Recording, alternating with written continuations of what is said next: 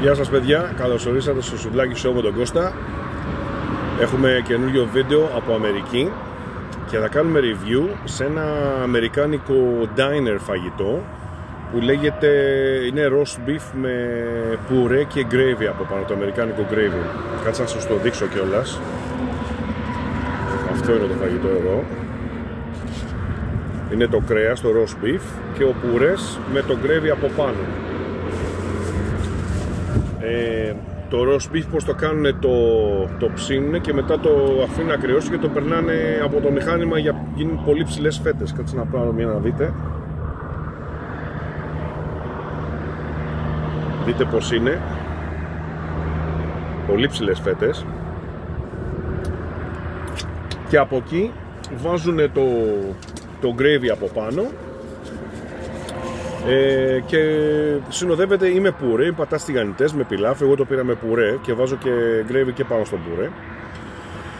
Και είναι ελληνικό το μαγαζί. Όλα τα diners στην Αμερική, όπως πολλοί θα ξέρετε, είναι από Έλληνες. Και φυσικά, επειδή κατάλαβα ότι είμαι Έλληνας, μου το έκανε φίσκα στο κρέας. Έχουν και μουσακά, έχουν και ελληνικά φαγητά, μουσακά, παστίτσιο, κοτόπουλο πατέ στο φούρνο, μακαρόνια με κιμά κτλ. Αλλά εγώ πήρα αυτό για να κάνουμε αυτά, τα ξέρετε τα ελληνικά φαγητά, να δείτε και ένα αμερικάνικο, κλασικό ας πούμε φαγητό, το diner, και να το βαθμολογήσουμε κιόλας. Και έχω πάρει και σούπα αυγολέμονο, κοτόσουπα, πάρα πολύ ωραία, την έχω δοκιμάσει πριν. Λοιπόν, πάμε να δούμε τώρα αυτό το roast beef με το gravy και να το βαθμολογήσουμε από το 0 μέχρι το 10. Το μυστικό είναι το κρέας να είναι μαλακό, το gravy να είναι καλά αλατισμένο κτλ. Λοιπόν, πάμε να δούμε.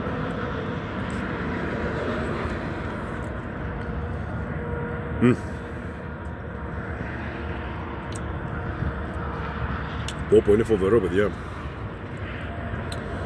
Το κρέας είναι τόσο μαλακό και ζεστό.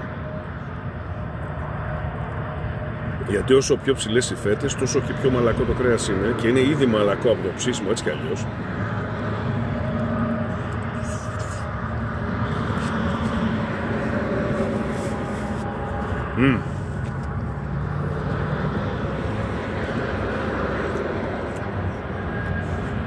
Τέλεια αλατισμένο.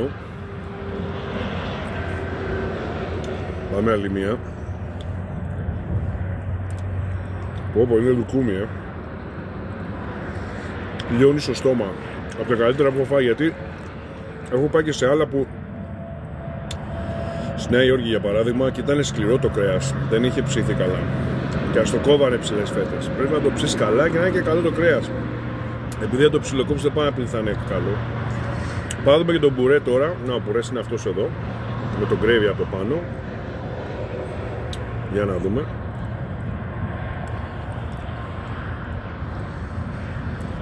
Εντάξει, δεν είναι από κουτί είναι ο πουρές, δεν είναι πραγματική. Εντάξει, από diner τώρα μην περιμένετε και πολλά. Αλλά τουλάχιστον το βασικό που είναι το κρέας είναι, δηλαδή θα μπορούσα να το πάρω και με πατάς τηγανιτές που θα ήταν μπόμπα. Αλλά είπα, επειδή έφαγα πατάς τηγανιτές νωρίτερα, μην φάω συνέχεια. Εντάξει, πάρουμε και λίγο πουρέ.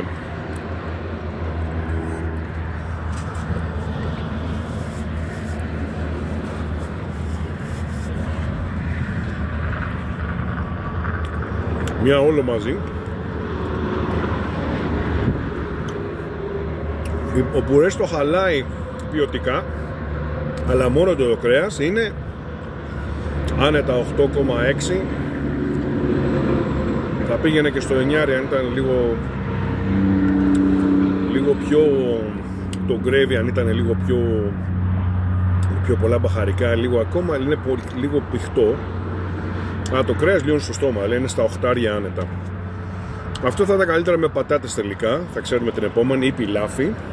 Θα το ανέβαζε το σκορ γενικά. Οπότε οι πατάτες το κατεβάζουν το σκορ, άμα το πάρεις με τον πουρέ. Οπότε θα το βάλω αυτό ένα 7,9 ολόκληρο. Το κρέας μόνο του 8,6. Λοιπόν, πάμε να δούμε τη σούπα τώρα, η οποία την έχω εδώ. Για να δούμε. Ορίστε η σούπα. Πω. Καρότα, σέλινα, ζυμαρικό μέσα. Καλά, αυτό πρέπει να είναι φανταστικό, έτσι. Για να δούμε. Για κοιτάξτε εδώ.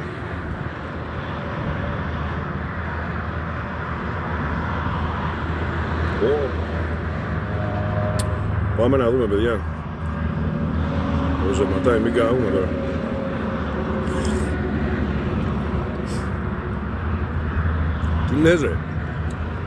Τι λες ρε φίλε.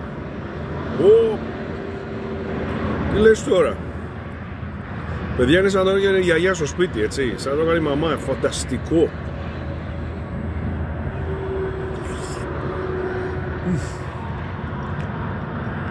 Ωρε φίλε. Αλλά αυτό το ξαναπάρω σίγουρα. Καλά, μιλάμε το zoom, δεν παίζεται. Λεμονάτο. Αυτή είναι η σπιτικιά σούπα. Σίγουρα κάνω το ζωμό από κόκαλα και τα λοιπά. Είναι φανταστικό πραγματικά. Κρεμμυδάκι σέλινο καρότο. Το κοτόπουλο έχει λιώσει πλέον, μέσα έχει γίνει σαν χτένι. Είναι φανταστικό. Το ζυμαρικάκι του.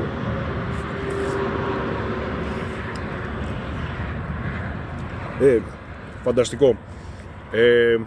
Τη σούπα θα τη βάλω 9,5 από τις καλύτερες που έχω φάει. Δηλαδή από μαγαζί είναι σαν να είσαι σπίτι. Είναι φανταστικό.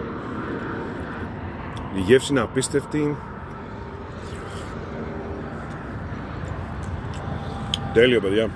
Λοιπόν, πάω να τα φάω. Κάντε εγγραφή στο κανάλι. Κάντε like αν σας άρεσε το βίντεο. Και θα τα πούμε στο επόμενο, εντάξει. Λοιπόν, να είστε όλοι καλά. Γεια χαρά. Πάω να τελειώσω το φαγητό. Γεια σας, παιδιά.